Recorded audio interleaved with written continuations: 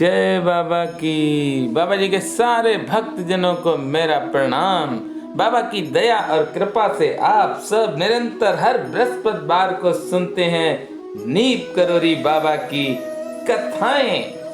बाबा की दया और कृपा से आप अपने इस YouTube चैनल पर हर बृहस्पतिवार को ही सुनते हैं और हर मंगलवार को दर्शन करते हैं नीप करोरी बाबा के। और नीप करोरी धाम से भक्तजनों, इस साल दिवाली पर बाबा की विशेष कृपा होगी हर भक्त के ऊपर। बाबा की दया और कृपा तो निरंतर ही होती रहती है और इस बार आप सब बाबा के रंग में रंग जाएं, क्योंकि बृहस्पतिवार है। बृहस्पतिवार गुरु का दिन होता है। भक्तजनों, रामचरितमानस के उत्तर कांड में 63 दोहा से लेकर हम लोगों को मात्र 67 दोहा तक पढ़ना है। 63 दोहे से लेकर 67 तक पढ़ना है।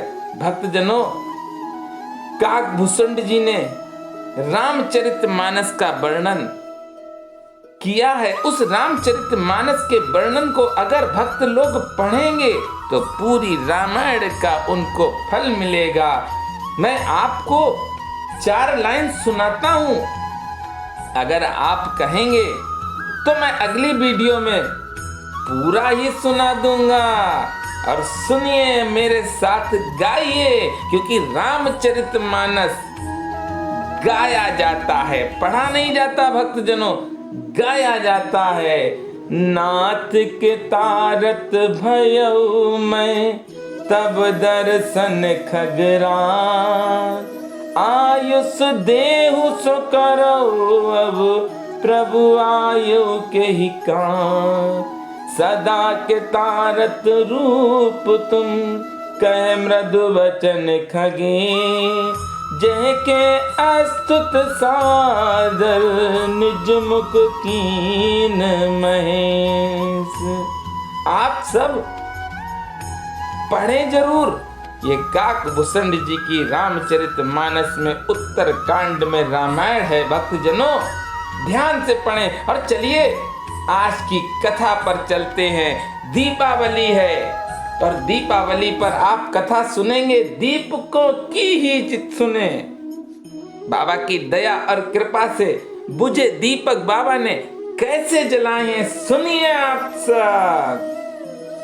भूमियाधार में कुछ माएं बाबा का पूजन करने आया करती थी। एक दिन उन्हें वे आश्रम में नहीं मिले। बाबा कुछ ही दूर पर मोटर सड़क की दीवार पर बैठे थे। माइयों ने कुछ देर तक बाबा की प्रतीक्षा की और उसके बाद सड़क पर ही पूजा करने के विचार से बाबा की ओर जाने लगी। बाबा ने हाथ हिलाते हुए उन्हें लौट जाने का संकेत किया। उस समय उनकी सेवा में वहां खड़े थे कानपुर के श्री गुरुदत्त शर्मा जी। माइयों को निराश देख शर्मा जी ने अपनी ओर से उनके लिए बाबा से प्रार्थना की।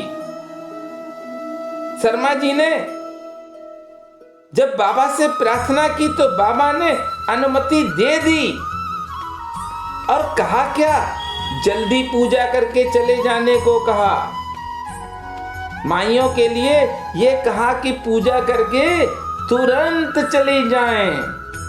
माइयों ने यथाशीघ्र ये कार्य किया, पर आरती जलाने के लिए वे दिया सलाई लाना भूल गई थीं।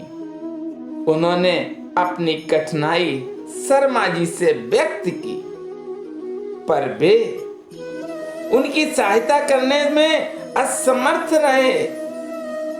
शर्मा जी ने उनकी समस्या का निवारण सिर्फ बाबा से ही करने को कहा और बाबा से निवेदन किया महाराज ने झुंझलाहट दिखाते हुए अरे घी से सनी हुई रुई की बत्तियों को हाथ में ले लिया और ठुलिमा ठुलिमा कहते हुए हाथ घुमाया। एकाएक बत्तियां सारी की सारी जल उठी। माइया आनंद पूर्वक आरती कर वापस चली गई। बत्तियां तो जलनी ही थीं, क्योंकि भक्त श्रद्धा के साथ आए थे। बाबा की कृपा हर भक्त पर है। अरे बाबा की कृपा से एक बार बुझा दीप भी जल उठा। बहुत से ऐसे भक्त हैं जो सोच रहे हैं कि बाबा कृपा कब करेंगे। अरे भक्त जनों, बाबा की कृपा निरंतर है हम लोगों पर। और इसीलिए देखिए कि माइया माचिस लाना भूल गई थी और बाबा ने हाथ में जब बत्तियां पकड़ ली तो सारी ही बत्तियां जल उठी। उसी बत्तियों से बाबा की आरती की है माइयों ने। बाबा की दया और कृपा तो सदैव ही हम सब पर है। आप सब अपने इस YouTube चैनल पर हर बृहस्पतिवार को नीप करोरी बाबा की कथाएं सुने। भक्तजनों, आप सबसे निवेदन है कि इस चैनल को ज्यादा से ज्यादा शेयर भी। दीपावली है। बाबा की दया और कृपा आप सबके परिवार पर सदैव बनी रहे। आप सब सदैव खुश रहें। किसी भी तरह से आपको कोई भी परेशानी कभी भी छू ना पाए। बाबा की कृपा और दया निरंतर आप सब पर बनी रहे। बाबा तो दयालु हैं।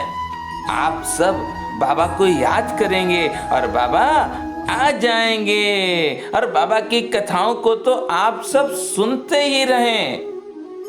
आप सब आज पूजा करें, दीपावली है।